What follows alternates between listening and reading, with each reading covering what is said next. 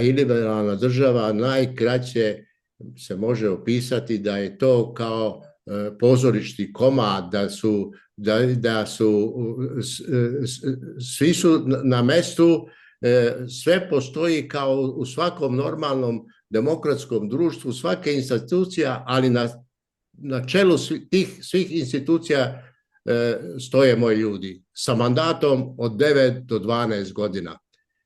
I ti ljudi i taj sistem može da se promeni samo dvotrećinskom većinom. U Mađarskoj 80% medija pod strogom kontrolom vlade.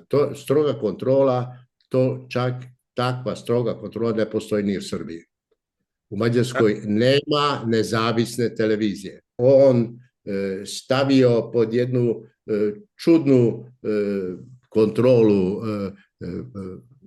univerzitete, da su formirana tela koje nadgledaju univerzitet i u tim telima su bili ministri i političari Orbanove vlade.